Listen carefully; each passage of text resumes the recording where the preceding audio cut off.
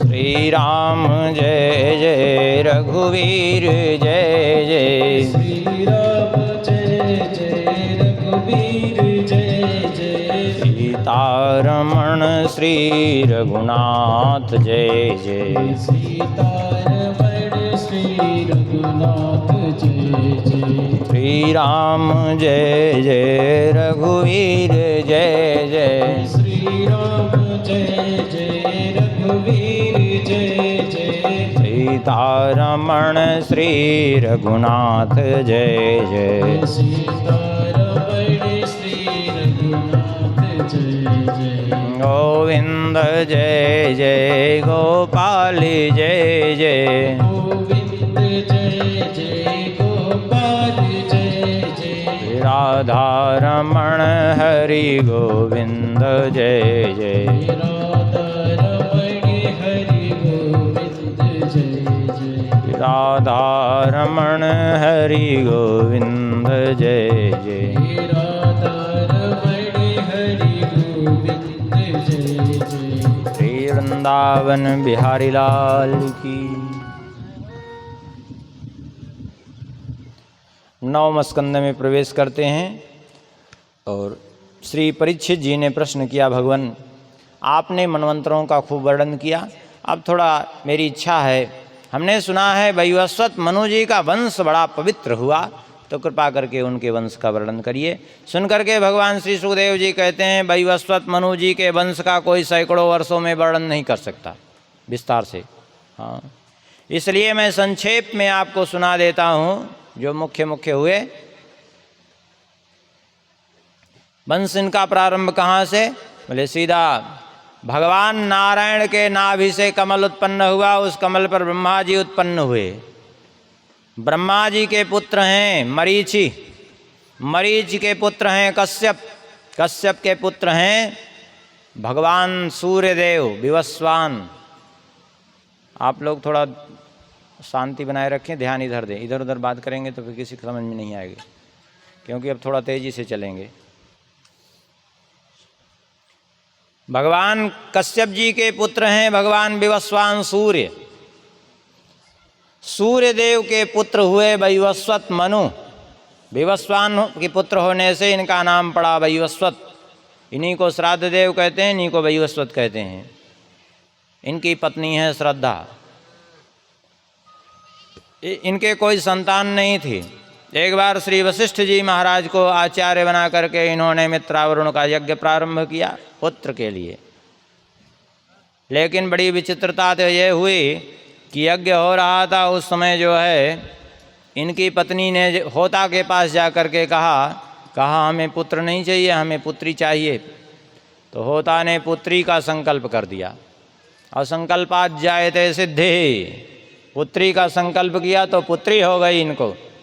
और जब पुत्री हो गई तो राजा मनु ने पुत्री का जन्म का उत्सव मनाया। और उसके बाद एक दिन की बात है, श्री वशिष्ठ जी की महाराज के पास बैठे हुए थे।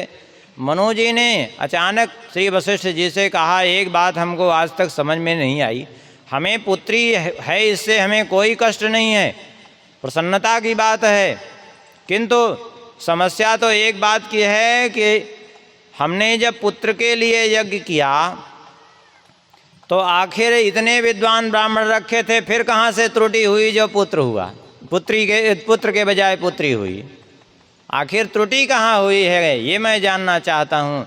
श्री वशिष्ठ जी ने ध्यान धर करके बताया कि होता ने संकल्प ही ऐसा किया था।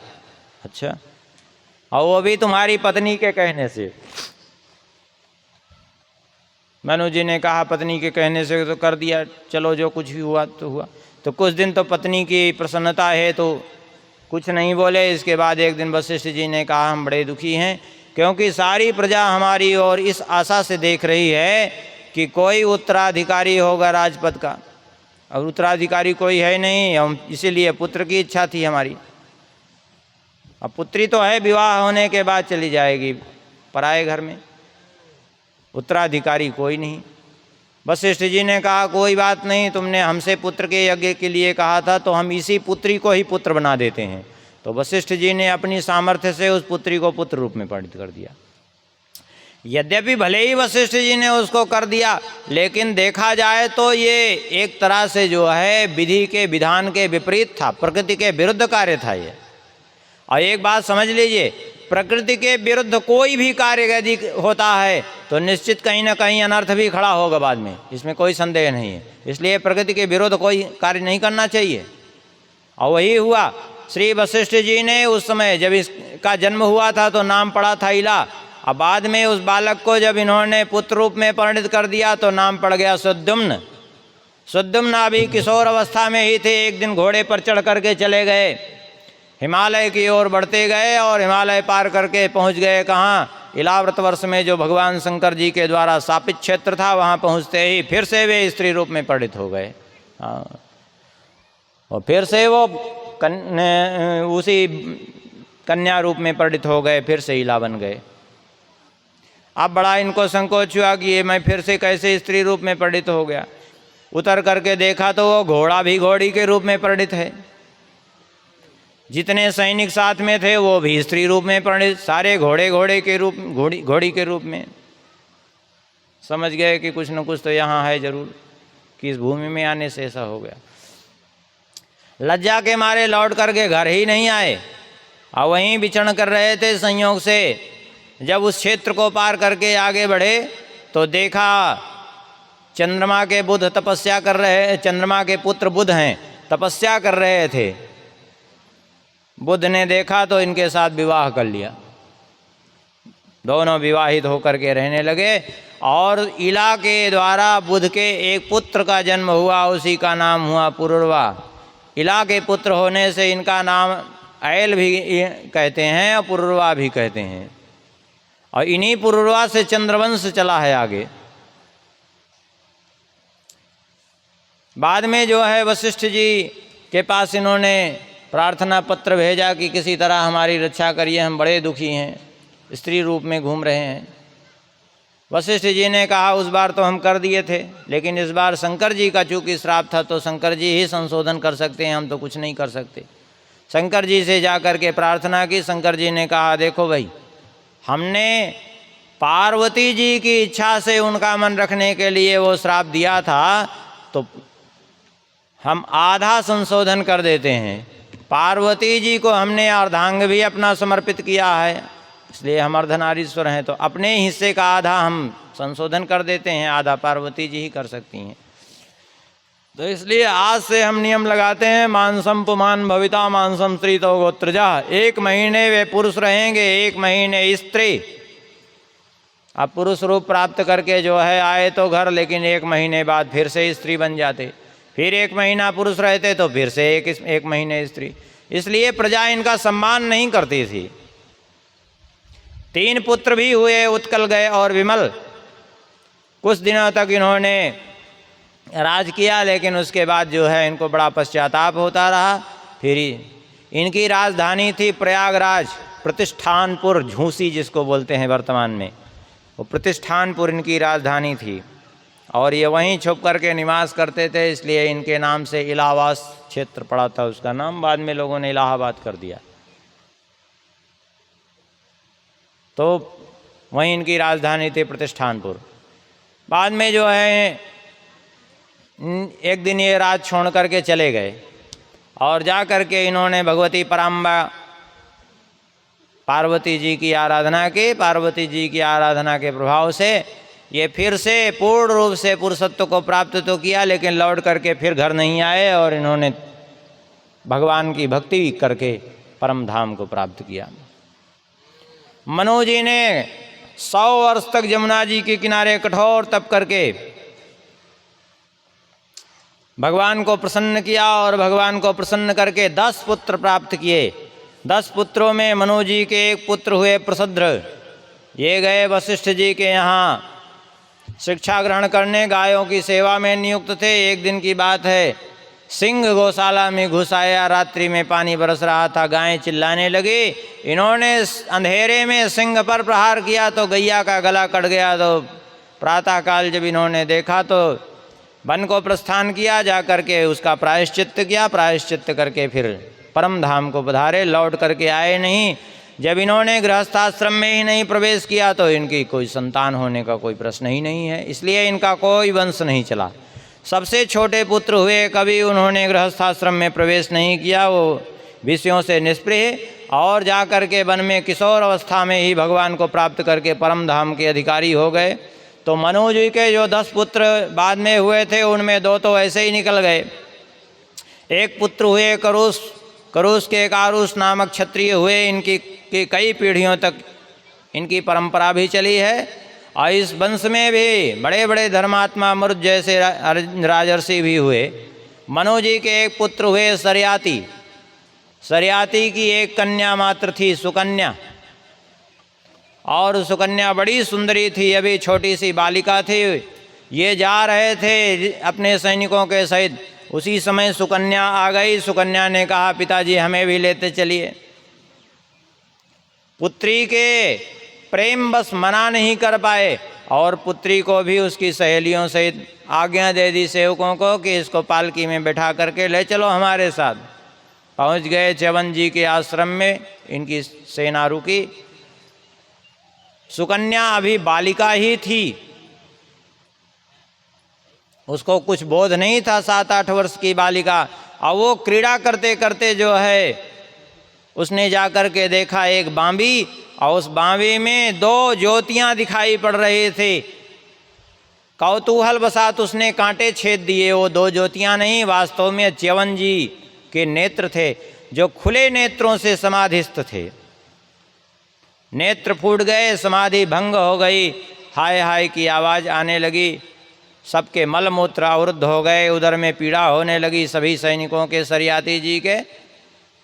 सरयाति जी ने कहा, जरूर च्यवन जी का अपराध किसी ने किया।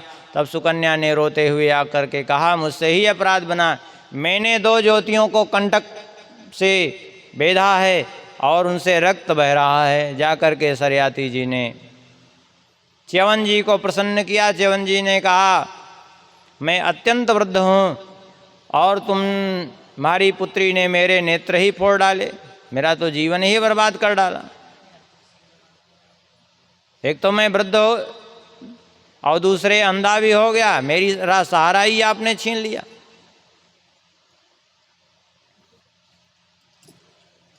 जाओ, अब क्षमा मांगने या ना मांगने से फायदा क्या है।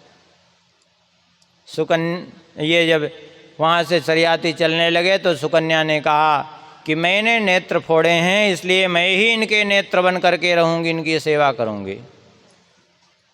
सरयाति जी ने कहा, तुम कैसे सेवा कर सकती हो, मैं और किसी को रख दूंगा, क्योंकि जो है कोई स्त्री पर पुरुष के पास कैसे रह सकती है। सुकन्या यद्यपि बालिका ही थी लेकिन बड़ी समझदार कन्या थी। सुकन्या ने कहा कि यदि पर पुरुष के पास नहीं रह सकती तो मैं इन्हीं को अपने पति रूप में वर्ण करती हूँ। यद्यपि सुकन्या अभी बहुत छोटी बालिका थी, 7-8 वर्ष की बालिका थी मात्र, लेकिन फिर भी जो है अत्यंत वृद्ध च्यवन जी को वर्ण कर लिया उसने पति के रूप में, इसलिए क्योंकि अपने अपराध का प्रायश्चित करने के लिए। और बड़े क्रोधी महात्मा थे च्यवन जी, लेकिन फिर भी उनकी सेवा करती रही वो। एक दिन की बात है, उसकी सेवा निष्ठा से च्यवन जी प्रसन्न हो गए और प्रसन्न होकर के श्री च्यवन जी ने, जब वो जल भरने के लिए गई थी नदी में, उस समय च्यवन जी ने अश्विनी कुमारों का आवाहन किया। अश्विनी कुमार प्रकट हो गए। अश्विनी कुमारों ने कहा, हे ऋषिवर क्या आज्ञा है। बोले, आज्ञा ये है कि हमें आप दोनों यही उपाय करिए कि हम जवान हो जाएं।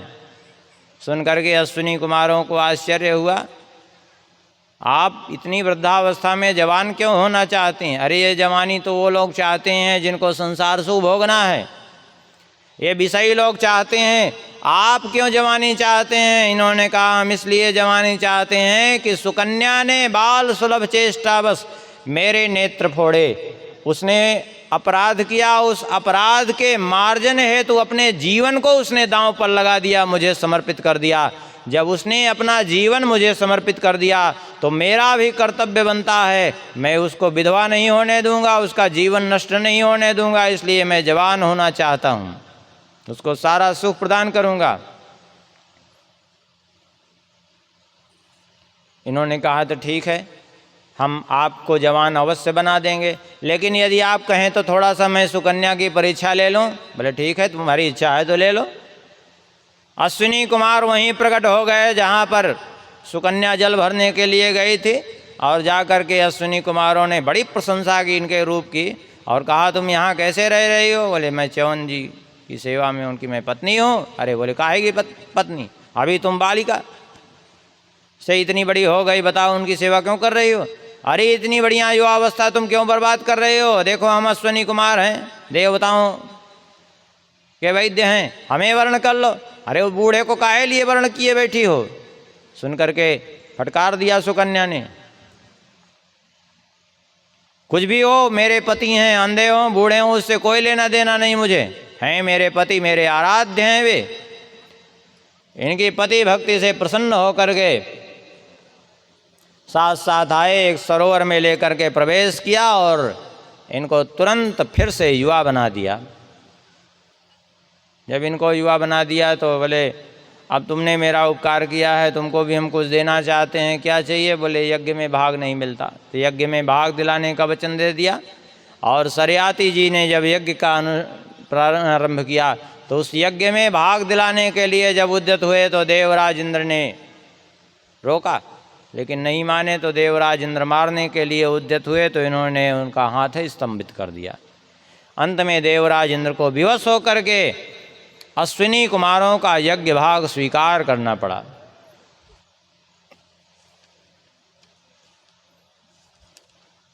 सरयाती के 3 पुत्र हुए, उत्तान, वरहि, आनर्त और भूरिसेन। इन्हीं आनर्त के पुत्र थे ककुदमी, ककुदमी की पुत्री थी रेवती, जिन रेवती का विवाह हुआ बलराम जी के साथ। यद्यपि इस मनवंतर के आदि सतयुग में इनका जन्म हुआ था, लेकिन फिर भी ये ब्रह्मलोक को चले गए थे अपनी पुत्री को लेकर के, इसलिए द्वापर 28वें द्वापर के अंत में बलराम जी से विवाह हुआ, क्योंकि वहाँ के समय यहाँ के समय में अंतर है। इन्हीं के एक पुत्र हुए मनु जी के नभग, नभग के पुत्र हुए नाभाग जी। लौट करके गुरुकुल से आए तो पता चला कि इनके भाइयों ने सारी संपत्ति का बंटवारा कर लिया, इनके हिस्से में कुछ छोड़ा ही नहीं। जब नहीं छोड़ा तो इन्होंने पूछा भाइयों से कि आप लोगों ने मुझे क्या दिया? बोले संपत्ति हमने बांटी, पिताजी को तुम्हारे हिस्से में दिया। दूसरा कोई होता पुत्र तो झगड़ा होता, लेकिन उन्होंने झगड़ा नहीं किया, बल्कि कहा हमारा सौभाग्य है कि पिताजी हमारे भाग्य में आए हैं, और पिताजी की सेवा करने लगे। बाद में पिताजी ने इनको उत्तर दिशा की ओर भेजा। ब्राह्मणों के यज्ञ में जो त्रुटि हो रही थी उसको इन्होंने पूर्ण करवाया, और ब्राह्मण प्रसन्न होकर के सारी संपत्ति दे करके चले गए। जब ये संपत्ति लेने को उद्यत हुए तो भगवान शंकर जी ने आकर के कहा ये संपत्ति तो हमारी है। बाद में नभग जी से पूछा तो नभग जी ने भी कह दिया संपत्ति इन्हीं की है, क्योंकि बची हुई संपत्ति सब भगवान शंकर जी की ही होती है। भगवान शंकर जी ने प्रसन्न होकर के कहा यह संपत्ति भी तुम लोग हम देते हैं, क्योंकि तुमने सत्य का अनुकरण किया है, और आशीर्वाद देते हैं कि यह संपत्ति तुम चाहे जितनी खर्च करते रहोगे कभी कम नहीं होगी। और दूसरी बात यह है कि मेरे आशीर्वाद से तुम्हें एक महान भागवत पुत्र की प्राप्ति होगी। तो उसी के प्रभाव से इनके पुत्र हुए श्री अम्बरीश जी महाराज। अम्बरीशो महाभाग सप्तदीपवती मही, अव्ययां च श्रियं लब्ध्वा विभवं चातुलं भुवि। सप्तद्वीपवती पृथ्वी के एक छत्र सम्राट हुए अम्बरीश जी। अब सोचिए, नाभाग जी के भाइयों ने इनको कुछ नहीं दिया था, तो उनका कहीं कोई नामो निशान नहीं, और इनको सब कुछ ले लिया था, उनका कहीं कोई नाम निशान नहीं, और इनको कुछ नहीं दिया था, फिर भी चक्रवर्ती सम्राट बन गए। इन्हीं के पुत्र हुए अम्बरीश जी। अम्बरीश जी महान भागवत। एक बार श्री दुर्वासा जी महाराज इनकी परीक्षा लेने के लिए ऐसे महापुरुष हुए अम्बरीश जी की राजपद पर प्रतिष्ठित होकर के भी अपने हाथ से सारी भगवान की सेवा करते थे। अपने हाथ से मंदिर में झाड़ू पोछा तक लगाते, अपने हाथ से ठाकुर जी की रसोई बनाते, सारी सेवा अपने हाथ से करते भगवान की। अपने सारी इंद्रियों को भगवान में इन्होंने समर्पित कर रखा था। एक बार की बात है, मथुरापुरी में थे, कार्तिक का महीना था, और एकादशी व्रत रहे। एकादशी व्रत सभी को रहना चाहिए, क्योंकि एकादशी के दिन अन्न ग्रहण करने वाला पाप का भागी बनता है, समझ लीजिए। एकादशी के दिन अन्न में पाप का निवास होता है, इसलिए एकादशी के दिन अन्न कभी भी नहीं ग्रहण करना चाहिए, चाहे कोई भी हो।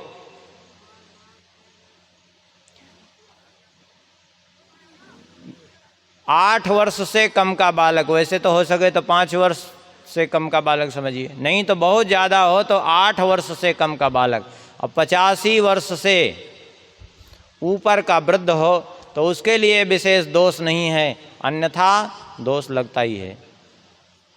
एकादशी व्रत रहना ही चाहिए। तो एकादशी व्रत रहे, संयोग से द्वादशी में पारण करना था। इन्होंने ब्राह्मणों को बुलाया, ब्राह्मणों को भोजन कराया और 60 करोड़ गौएं दान की। सब ब्राह्मण जब चले गए तो हुआ ये कि उसी समय दुर्वासा जी पधारे। दुर्वासा जी से भी इन्होंने प्रार्थना की, भोजन प्रसाद ग्रहण करें, तब हम आपके ग्रहण करने के बाद फिर पारण करें। 2 घड़ी शेष थी द्वादशी। दुर्वासा जी तो गए थे परीक्षा लेने के लिए, चले गए यमुना जी में, वहाँ विलम्ब से आए। इधर जब विलम्ब होने लगा, द्वादशी का अतिक्रमण हो जाएगा, ये सोच करके अम्बरीश जी ने विचार किया कि द्वादशी का अतिक्रमण न हो, इसलिए ब्राह्मणों से पूछा क्या करें। ब्राह्मणों ने कहा अम्बसा केवले नाथ करिष्ये व्रत पारणम। भगवान का चरणोदक लेके पारण कर लो। चरणोदक ले लिया, निर्जला व्रत थे, चरणोदक लेने से व्रत पूर्ण हो गया, पारण हो गया। लौट करके आए तो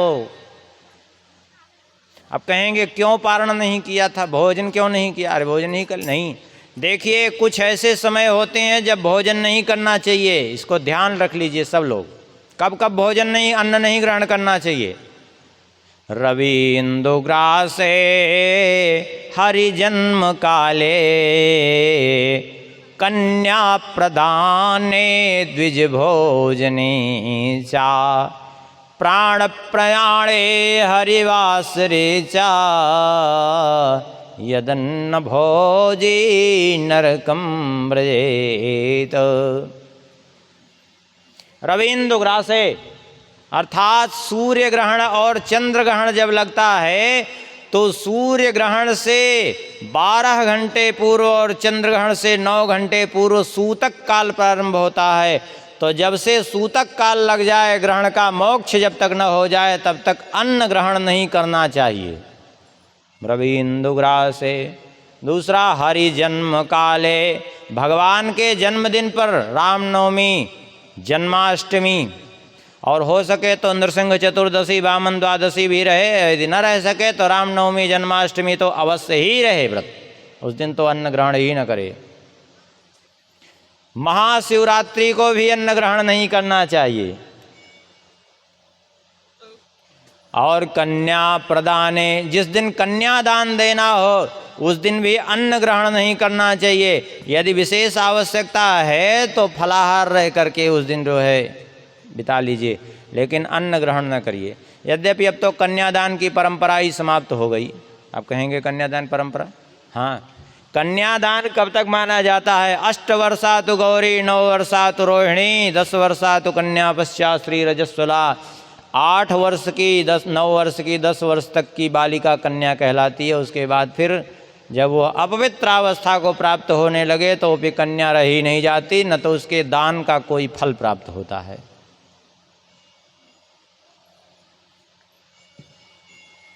तो कन्यादान के दिन भी जो है अन्न ग्रहण नहीं करना चाहिए। कन्या प्रदाने द्विज भोजने चा, किसी ब्राह्मण को, किसी साधु महात्मा को भोजन के लिए आमंत्रित कर दे तो जब तक उसको भोजन न करा दे तब तक अन्न ग्रहण नहीं करना चाहिए।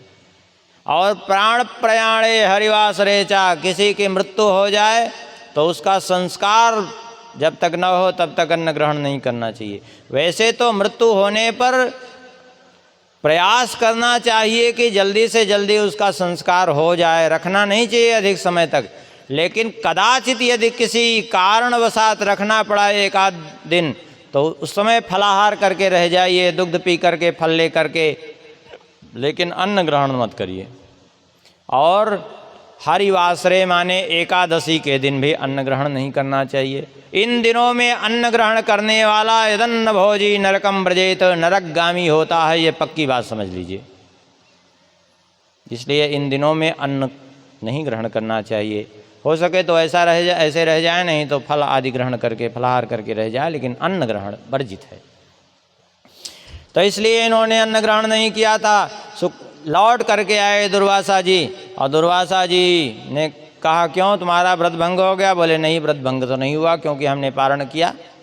सुन करके कुपित हुए। कुपित होकर के अपनी एक जटा उखाड़ करके पटक दी, कृत्या प्रकट हो गई।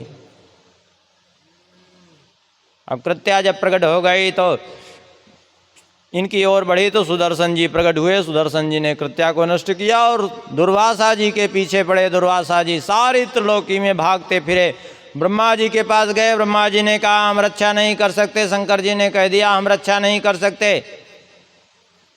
लौट करके सीधा भगवान के पास गए। शंकर जी की प्रेरणा से भगवान ने कहा हम भी रक्षा नहीं कर सकते। क्यों?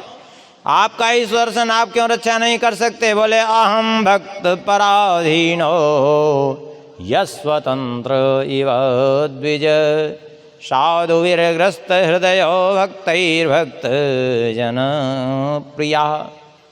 मैं भक्त के अधीन हूँ, इसलिए मैं रक्षा नहीं कर सकता हूँ। अब आप स्वयं ही बताइए कि जिसने मेरे लिए स्त्री पुत्र धन संपत्ति सब कुछ का परित्याग करके, अपने प्राणों तक की परवाह न करके मेरे पीछे जिसने सब कुछ छोड़ दिया, मैं उसका कैसे परित्याग कर सकता हूँ?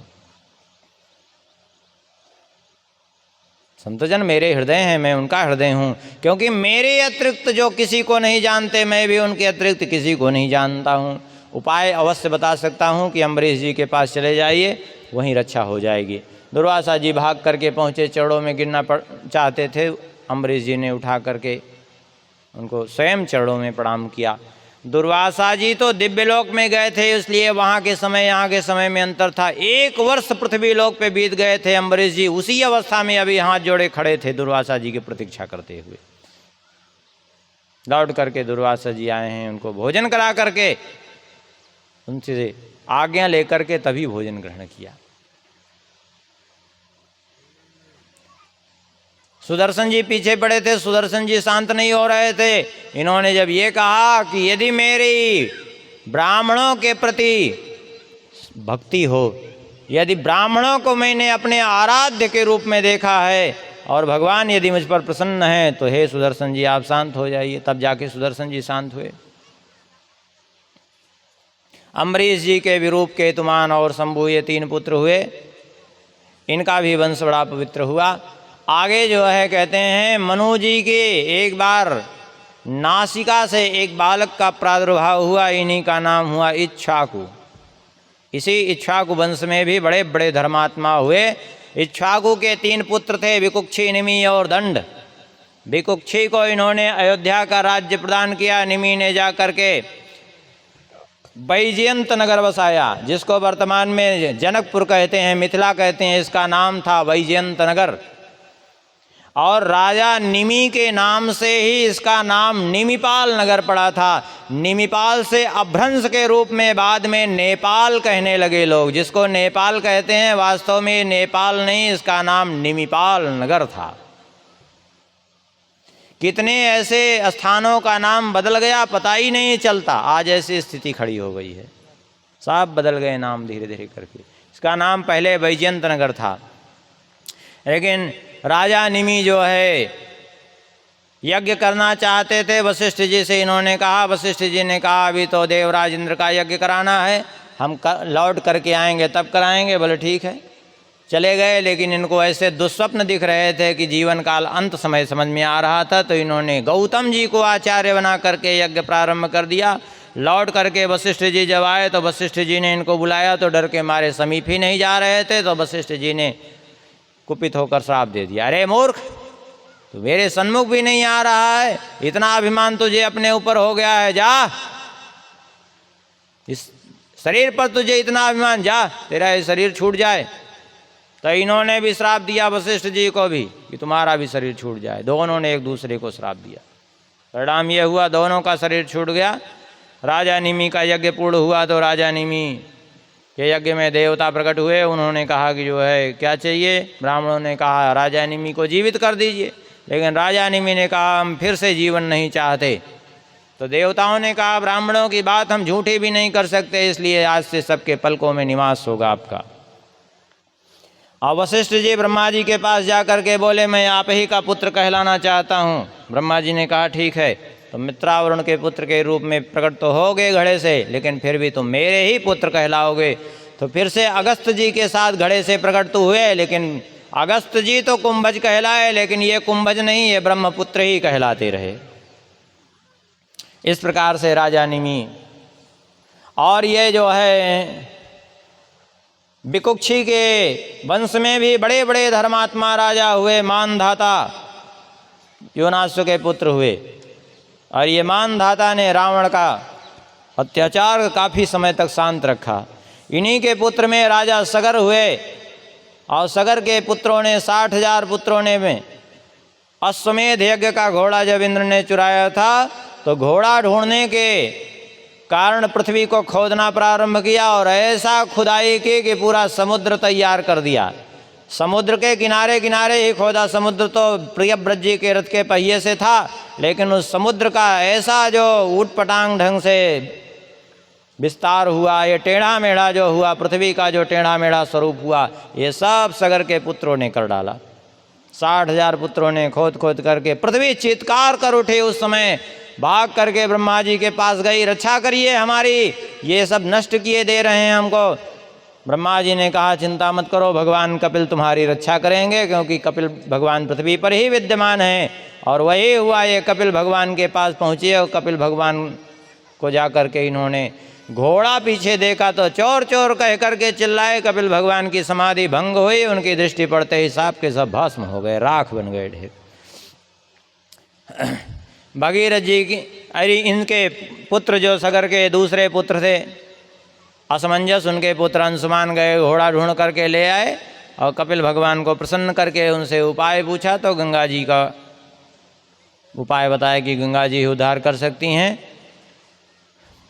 अंशुमान ने, दिलीप में ने, भगीरथ ने बारी बारी से कठोर तप किया, इसके प्रभाव से गंगा जी आई हैं। और आगे चल करके इसी वंश में खटवांग नाम के राजर्षि हुए। खटवांग के पुत्र हुए दीर्घबाहु, दीर्घबाहु के पुत्र हुए रघु, रघु के पुत्र हुए अज, अज के पुत्र हुए महाराज दशरथ।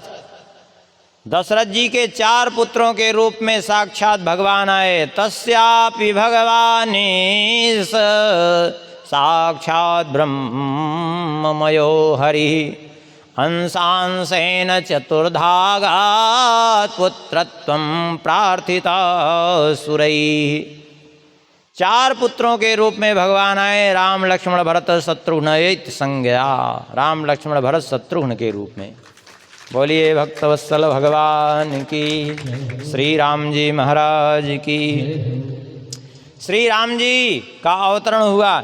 एक श्लोक में भगवान श्री सुखदेव जी ने श्री राम जी का चरित्र वर्णन करते हुए कहा, गुरुवर्थे त्यक्त राज्यो व्यचरदनुवनम पद्म पदभ्याम प्रियाया पाणिस्पर्शाश्माभ्याम व्रजतरुजपथो यो हरीन्द्रानुजाभ्याम वैरूप्या शूर्पणख्या प्रिय विरारुषा रोपित भ्रुविजृंभ त्रस्ताब्दिर्वद्ध सेतु खल्लोदहना कौशलेन्द्रोवतान्ना।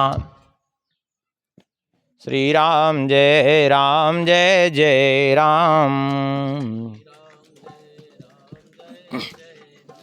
सीताराम जय सीताराम।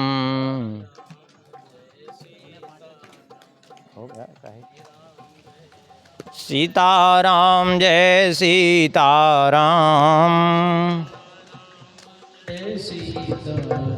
सीताराम जय सीताराम। श्री सीतारामचंद्र भगवान की। सत्य की रक्षा के लिए भगवान ने गुरुवर्थे त्यक्त राज्य। गुरु शब्द का बहुत अर्थ। गुरु माने गुरु, गुरु माने भगवान, गुरु माने भारी, गुरु माने श्रेष्ठ। गुरु माने सत्य, गुरु माने धर्म। यहाँ सत्य की रक्षा के लिए भगवान ने जो है राज्य का परित्याग किया, वन वन भटके। जबकि भगवान के चरण इतने सुकुमार थे कि पद्म पद्भ्याम प्रियाया पाण स्पर्शाक्षमाभ्याम, श्री जानकी जी के कर कमल का स्पर्श पाने में भी अक्षम थे, इतने सुकुमार। लेकिन ऐसे चरणों से भगवान वन वन कहाँ भटके, उन ककरीले पथरीले मार्गों में भगवान। क्यों? सत्य की रक्षा करने के लिए। ऋषि मुनियों को वहाँ आश्वस्त किया, उनको दर्शन देकर के कृपा की और असुरों का संहार किया। शूर्पणखा को विरोध किया। श्री लक्ष्मण जी हनुमान जी के द्वारा सेवित हुए और शूर्पणखा ने जाकर के जब रावण को भड़काया तो रावण ने आकर के सीता जी का हरण किया। सीता जी का क्या? माया सीता, छाया सीता। रावण आया था नकली स्वर्ण मृग लेकर के ना, तो भगवान ने इसीलिए नकली सीता भेजी थी। सीता जी को छाया रूप में भगवान ने कब परिणित किया? देवी भागवत में वर्णन है, जब मारीच को लेकर के रावण चला तब। कहेंगे तब क्यों? भगवान ने देखा कि ये जो है इतना मूर्ख रावण, बताओ इतना विद्वान होकर के, और ये आ रहा है हमको स्वर्ण मृग भेंट करने के लिए, और वो भी स्वर्ण मृग ला ही रहा है तो क्या कर रहा है, कैसे ला रहा है स्वर्ण मृग? बोले सोने की लंका में रहता है फिर भी नकली स्वर्ण मृग ला रहा है, नकली सोने का मृग ला रहा है। तो भगवान ने सोचा बड़ा विचित्र आदमी है ये, सोने की लंका में सोने की कोई कमी नहीं फिर भी नकली सोना ला रहा है, तो जब नकली ही ला रहा है तो नकली के बदले हम भी नकली ही सीता भेजेंगे। तब श्री राम जी ने सीता जी से कहा, तुम पावक मह करो निवासा, तुम अग्निदेव में निवास करो। अग्निदेव आए हैं और अग्निदेव ने कहा कि प्रभु हम सीता जी को तो अपने में समाहित करेंगे और छाया हम आपको प्रदान करेंगे। तो ठीक है, अग्निदेव ने छाया सीता जी के रूप में प्रदान की और अग्निदेव में वास्तविक सीता समाहित हो गई हैं। रावण लेकर के गया है और श्री राम जी की कथा तो बड़ी विस्तार से है, उसको विस्तार करेंगे तो फिर आगे विलम्ब होता जाएगा। इधर संकेत मिल रहा है जल्दी करो जल्दी, तो आगे चलते हैं। राजा निमि जो वैजयंत नगर बसाए थे, उनके का शरीर जब छूट गया था तो उन्हीं के शरीर का मंथन किया गया। मंथन करने से जो पुत्र हुआ उसका नाम हुआ मिथि। देही अर्थात आत्मा के बिना मृत शरीर से उत्पन्न होने के कारण नाम पड़ा विदेह, और बिना पिता के ही जन्म हुआ शरीर से, इसलिए नाम पड़ा जनक। इस वंश में जितने जन्म लिए सभी जनक कहलाए, और वहीं से इसका नाम वैजयंत नगर का नाम बदल करके जनकपुर पड़ गया, मिथिला पड़ गया, विदेह नगर पड़ गया। इसी वंश में आगे चल करके सीरध्वज नाम के जो राजा हुए हैं वो श्री जानकी जी के पिता होने का सौभाग्य प्राप्त किए, और जो श्री कृष्णावतार के समय जनक जी थे उनका नाम राजा बहुलाश्व था, और जो श्री राम जी के समय जनक थे उनका नाम था राजा सीरध्वज। श्री राम जी का अद्भुत चरित्र है, और श्री राम जी के पुत्र हुए कुश, कुश के पुत्र अतिथि, अतिथि के निषद, निषद के नाम। इस तरह से बड़ी लंबी परंपरा चली है, और इस वंश में अभी भी एक महापुरुष जीवित हैं। जन्म तो इनका यद्यपि द्वापर में हुआ था, लेकिन अभी भी कलापक ग्राम में तप कर रहे हैं, राजा मरु, ये जीवित हैं। और ऐसे ही चंद्रवंश के एक राजा जीवित हैं, राजा देवापी। आप लोग शायद देवापी को न जानते होंगे, लेकिन शांतनु को आप लोग अवश्य जानते होंगे। भीष्म को तो जानते हैं ना, भीष्म के पिता हुए शांतनु, शांतनु के बड़े भाई हैं देवापी, आज भी वे जीवित हैं, वे भी कलापक ग्राम में निवास कर रहे हैं। अब आगे थोड़ा चंद्रवंश का भी श्रवण कर लीजिए। भगवान के पुत्र हुए अत्रि, अत्रि के पुत्र हुए चंद्रमा, चंद्रमा के पुत्र हुए बुध। अभी थोड़ी देर पहले बताए थे कि बुध तपस्या कर रहे थे तो इला के साथ उनका विवाह हुआ, और उससे जन्म हुआ पुरुरवा का। पुरुरवा के 6 पुत्र हुए उर्वशी के द्वारा, आयु, सुतायु, सत्यायु, रय, विजय और जय। इन्हीं के वंश में आगे चल कर के राजा नहुस हुए। नहुस के पुत्र हुए यति, याति, संयाति, आयति, वीति, कृति। यति ने बचपन से ही संन्यास आश्रम में प्रवेश कर लिया, और ययाति राजा हुए। ययाति की 2 पत्नियां देवयानी और शर्मिष्ठा देवयानी के 2 पुत्र, शर्मिष्ठा के 3 पुत्र, और इनके द्वारा जो है ये याति बीच में स्थापित भी हो गए थे शुक्राचार्य जी के द्वारा। और अपने पुत्रों से इन्होंने युवावस्था मांगी, जब किसी ने नहीं दिया, केवल पुरु ने दिया, तो पुरु को तो आशीर्वाद दिया और बाकी सबको श्राप दिया कि तुम्हारे वंश में दुष्ट संतानें उत्पन्न होंगी। तो कुछ अच्छी भी हुई, कुछ बुरी भी हुई, सभी प्रकार की संतानें हुई। और राजर्षि जो राजा इनके पुत्र हुए पुरु के वंश में आगे चल करके राजा दुष्यंत का जन्म हुआ। दुष्यंत के पुत्र हुए भरत, इन्हीं के वंश में आगे चल करके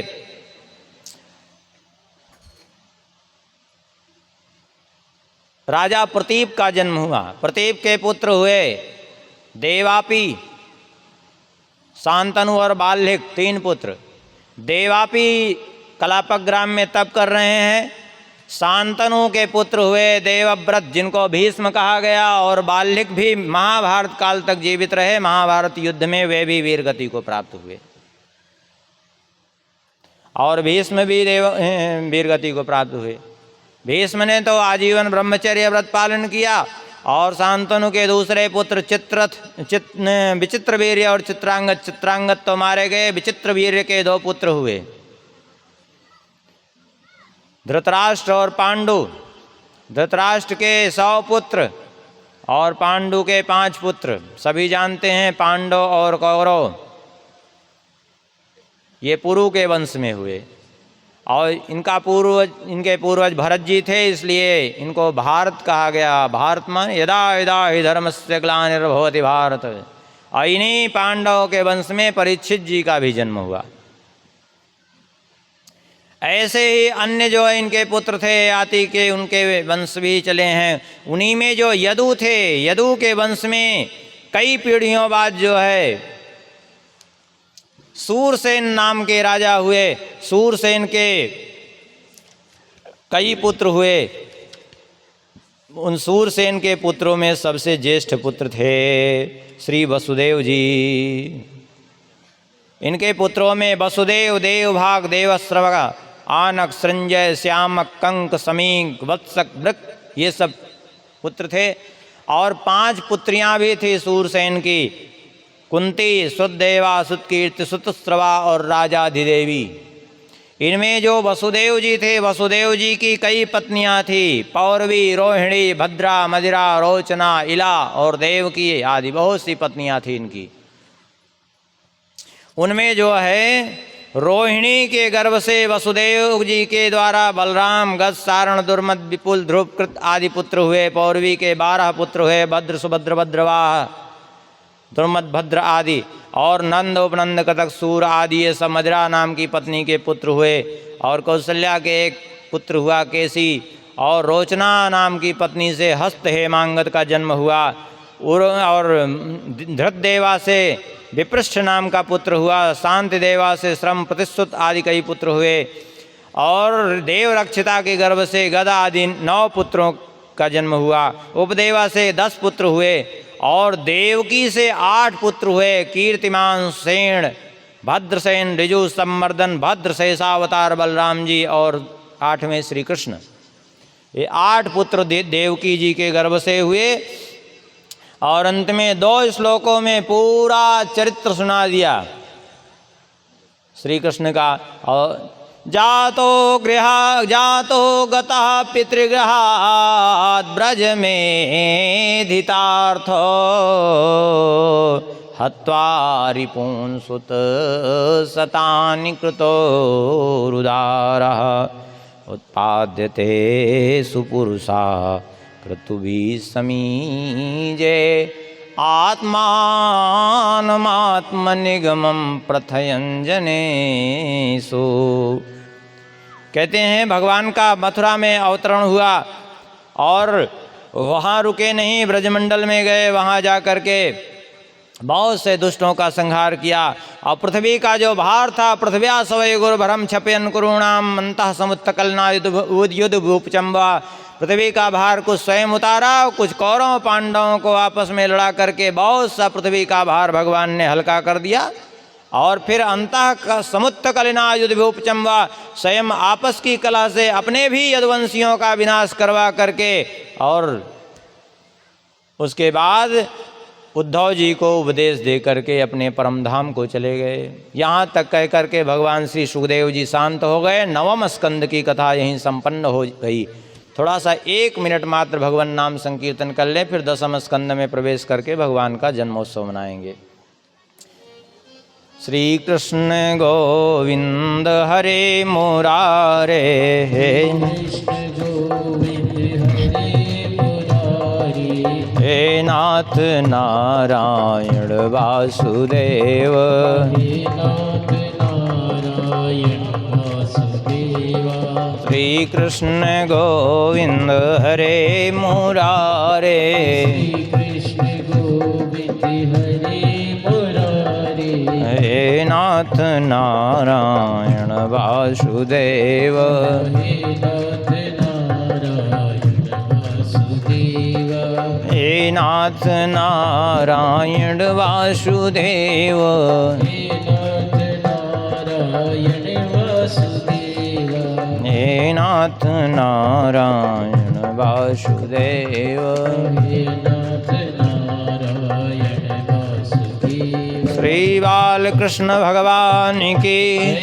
परीक्षित जी ने कहा, भगवान आपने इतना सबका विस्तार से वर्णन किया, लेकिन श्री कृष्ण की कथा जिनकी हम सुनना चाहते थे विस्तार से, उनका आपने अत्यंत संक्षेप में कह दिया। आप यदि ये सोच रहे हो कि मुझे भूख प्यास का अनुभव है 4 दिन से, ऐसा कुछ भी नहीं है। मेरे श्री कृष्ण से तो बहुत संबंध है। यह शरीर भी आज जीवित है तो श्री कृष्ण की कृपा से ही, क्योंकि द्रोणपुत्र अश्वत्थामा के ब्रह्मास्त्र के प्रभाव से मैं मृत्यु को ही प्राप्त हो गया था, लेकिन जीवित तो उन्होंने ही मुझे किया है। इसलिए हे प्रभु कृपा करके उनका चरित्र सुनाइए और एक संदेह दूर करिए। आपने रोहिणी जी के पुत्रों में भी बलराम जी का नाम लिया और देवकी जी के भी पुत्रों में बलराम जी का नाम। एक ही व्यक्ति 2 माताओं के गर्भ से बिना किसी देह को बदले कैसे संभव है उत्पन्न हो जाए। श्री सुखदेव जी कहते हैं कि चलो तुमने जिज्ञासा की है तो श्री कृष्ण का चरित्र सुनो। उस समय की बात है, द्वापर युग में पृथ्वी अत्यंत भारायमान हो गई, क्योंकि जितने देवासुर संग्राम में मरे हुए असुर थे वे आकर के क्षत्रियों के कुल में जन्म ले लिए और पात करने लगे। पृथ्वी आक्रांत हो गई और पृथ्वी व्यथित होकर के ब्रह्मा जी के पास गई। देवताओं को साथ में लेकर के ब्रह्मा जी ने भगवान का ध्यान किया और भगवान का ध्यान किया तो उनके हृदय आकाश में आकाशवाणी हुई और ब्रह्मा जी ने देवताओं को, पृथ्वी देवी को सांत्वना देते हुए कहा, देवी चिंता मत करो, वासुदेव गृहे साक्षात् भगवान पुरुषा परः, जनिष्यते तत्प्रियार्थम संभवन्तो सुरस्त्रिया। वसुदेव जी के घर में भगवान का अवतरण होने वाला है, साक्षात परब्रह्म परमात्मा का अवतार होगा। इसलिए उनका प्रिय कार्य करने के लिए देवताओं की स्त्रियां भी जा कर के अवतार लें और देवता भी जा कर के अवतार लें। ब्रह्मा जी ने इस प्रकार आज्ञा दी। और इधर हुआ ये कि उग्रसेन जी के भाई जो थे देवभाग, इनकी पुत्री थी देवकी। उग्रसेन जी के भी 9 पुत्र थे, उसमें सबसे बड़ा था कंस। कंक, नग्रोध आगे दिए सब और भी पुत्र थे।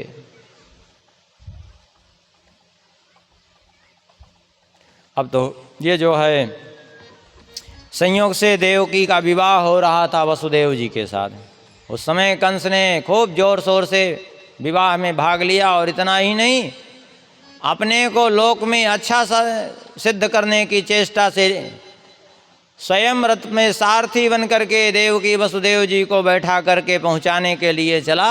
लेकिन अभी कुछ ही दूर चला था, आकाशवाणी हो गई, पथि प्रग्रहिणम कंसम आभास्याः शरीरवा अस्यास्त्वामष्टमो गर्भो हन्तां यावसे बुध।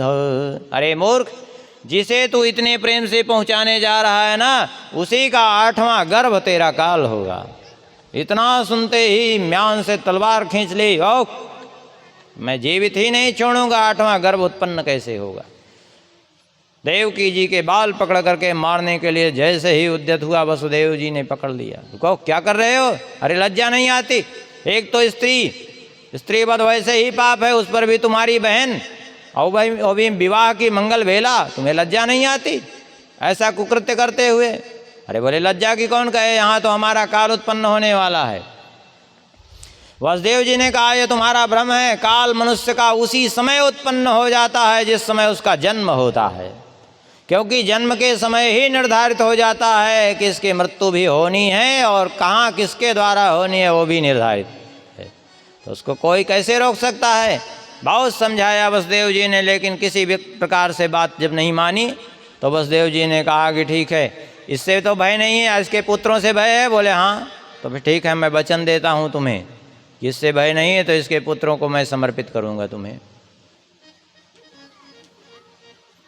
आप कहेंगे कि कह तो दिया समर्पित करने के लिए, यहाँ भी लिखा भी है, न यस्यास्ते भयम सौम्य यद वागा शरीरणी पुत्रान् समर्पयिष्ये स्यातस्ते भय मोहितम। इससे भय नहीं, इसके पुत्रों से है तो पुत्रों को मैं समर्पित करूँगा। तो आप बताइए, जब इन्होंने ऐसा वचन दिया था तो श्री कृष्ण को तो समर्पित नहीं किया, तो क्या झूठा हो गया वचन?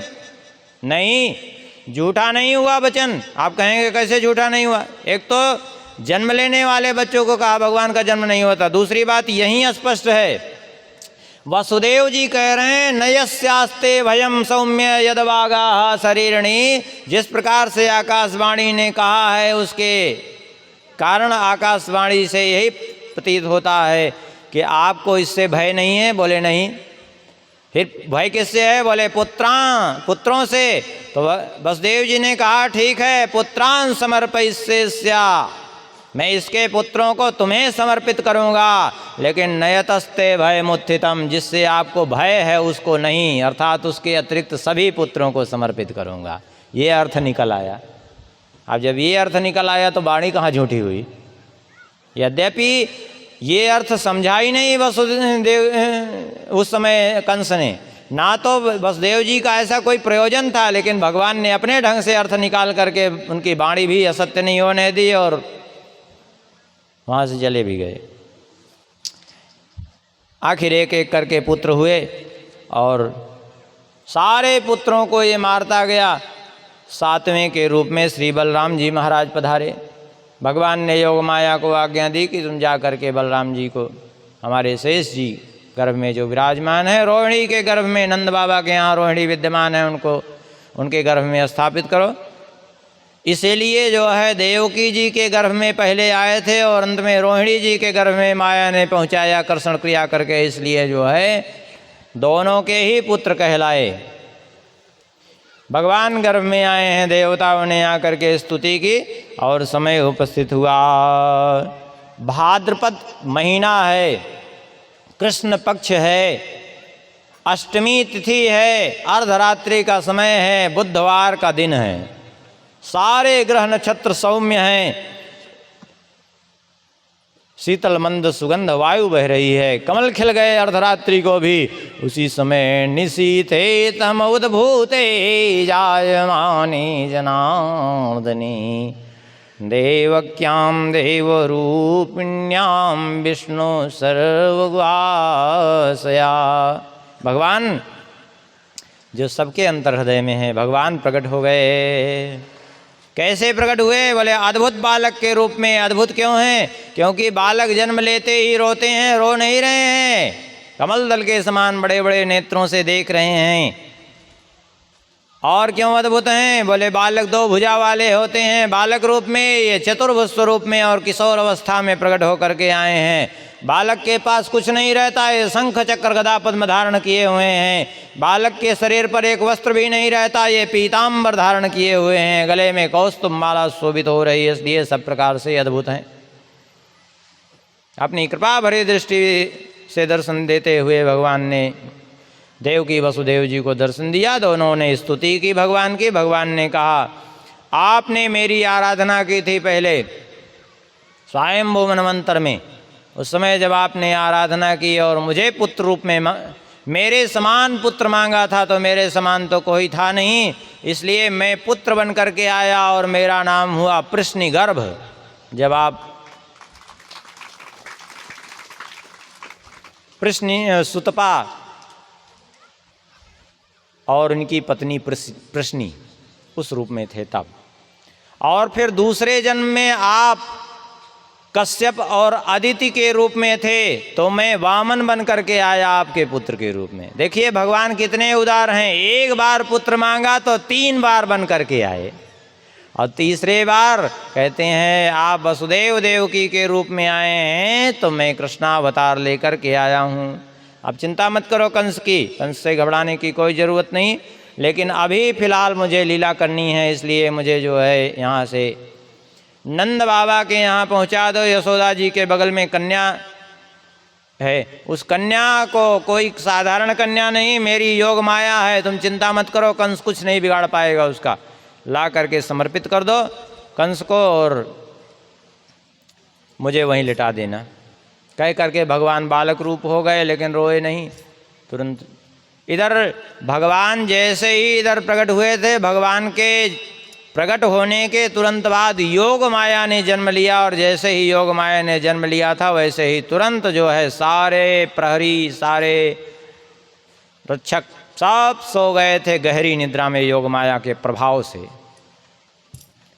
इधर वसुदेव जी जैसे ही भगवान को हाथ में लिए हैं, हथकड़ी बेड़ी खुल गई है, सारे द्वार खुल गए हैं, जा कर के नंद बाबा के यहाँ, जमुना जी पार करके नंद बाबा के यहाँ पहुँचाया है।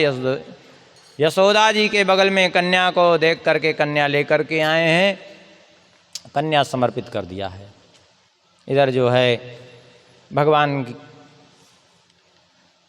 का यहाँ खूब उत्सव मनाया गया सुबह। और इधर प्राय हुआ क्या कि कंस ने देखा कन्या को तो उठा करके आकाश में घुमाया, और घुमाकर शिला पर पटका, लेकिन वो आकाश में घुमाने में तो आकाश में चली गई। और जा करके उस कन्या ने कहा, अरे मूर्ख, किम मया हतया मंद जाता खलु तवांतकृत। अरे मूर्ख, मंदबुद्धि, दुष्ट, तू मुझे क्या मारना चाहता है? तेरा मारने वाला तुम्हारा शत्रु पैदा हो चुका है। अष्टभुजा दुर्गा के रूप में प्रकट होकर के आकाश में चली गई। बोलिए दुर्गा मैया की। इस प्रकार से जो है इधर भगवान का नंदोत्सव मनाया गया प्रेम से। गोकुल में नंदस्त्वात्मजोत्पन्ने जाताल्हादो महामना आहूय विप्रान वेदज्ञान स्नातो सुचिरलंकृता। नंद जी ने देखा कि हमारे यहाँ साक्षात आनंद भगवान प्रकट होकर के आए हैं, ब्राह्मणों को बुलाया है, विधिवत स्नान करके ब्राह्मणों को बुला करके खूब ब्राह्मणों को दान किया है। वाचयित्वा स्वस्तेनम जात कर्मात्मजस्य वही, स्वस्ति वाचन करा करके ब्राह्मणों को खूब याद कर्म संस्कार करा के धेनु नाम न्योते प्रादा 2 लाख गौएं दी है, 7 दिल के पहाड़ दान किए हैं, और बहुत खूब दान किया है। गोपियाँ आती हैं, एक दूसरे के ऊपर मक्खन छिड़कती हैं, हल्दी तेल छिड़कती हैं। इस प्रकार से गोपियों ने जो है बाल बालों ने मिल करके श्री नंद बाबा यशोदा जी के साथ भगवान का खूब जन्मोत्सव मनाया है। और अब आप लोग भी जन्मोत्सव मना लीजिए। फिर कुछ लुटाने के लिए बधाइयाँ दहिया आई है? हाँ आई है, मंगाई। तो आज थोड़ा विलम्ब हो गया, लेकिन कोई बात नहीं, जितना समय भगवान की कथा में जा रहा है वही सार्थक है, बाकी तो सब निरर्थक ही है। तो खूब भगवान का जन्मोत्सव मनाया गया, लोग खूब बधाइयाँ गाते हैं। नंद घर आनंद भयो जय कन्हैया था, नंद घर आनंद भयो जय कन्हैया लाल की, नंद के आनंद भयो जय कन्हैया लाल की, जय कन्हैया लाल की, जय कन्हैया लाल की, जय कन्हैया लाल की, जय कन्हैया लाल की, जय कन्हैया लाल की, जय कन्हैया लाल की, जय कन्हैया लाल की, जय कन्हैया लाल की। नंद के आनंद भयो जय कन्हैया लाल की, नंद के आनंद भयो जय कन्हैया लाल की। नंद के आनंद भयो जय कन्हैया लाल की, नंद के आनंद भयो जय कन्हैया लाल की, जय कन्हैया लाल की, जय हो गोपाल की, जय कन्हैया लाल की, जय हो गोपाल की, जय कन्हैया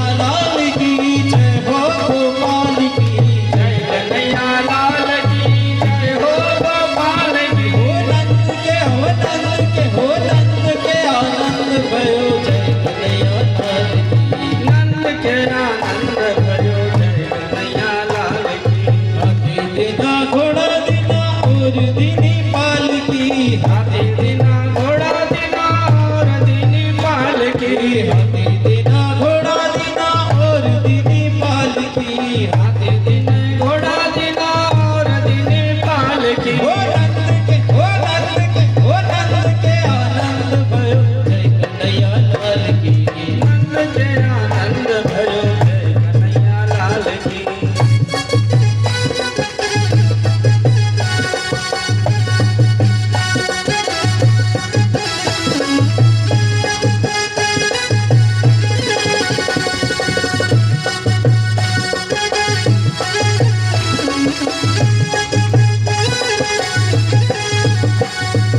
गोपाल भरो पालड़िए झूले रे गोपाल भरो पालड़िए झूले गोपाल भरो पालड़िए झूले रे गोपाल भरो पालड़िए झूले झूलावे ब्रज की हरि गो